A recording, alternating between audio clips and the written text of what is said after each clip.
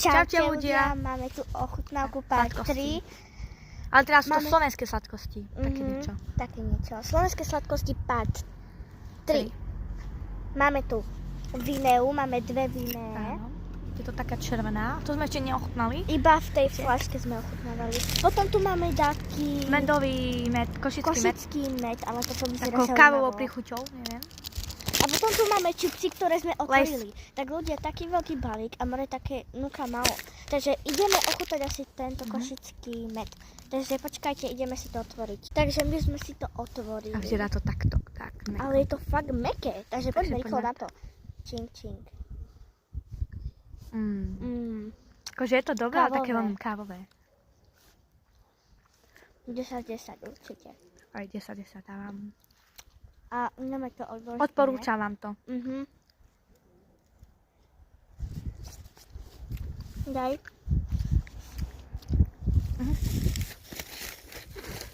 To si toto zabudeme. To je prehnutý, je sáčo. Jaj. To nevadí. To mohli zjesť. No. Takže No a teraz poďme ochutnať vineu. vineu, ale počkajte, otvoríme to. Áno. No, ale to není počuť, ako sa to otvára. Aha. No dobre, takže čink. Ostré je to, ale inak.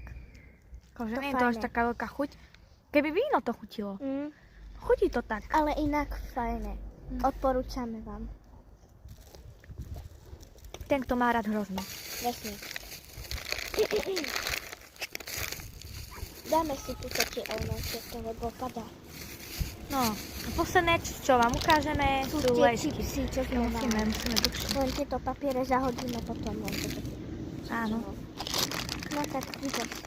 To bol široko, lebo máme ešte veľa času. No, kúkajte. Vyzerá to takto, hej. A sú to prosím pekne ako... Je to, vidíte, táto omáčka, takže... Výborné. 10/10.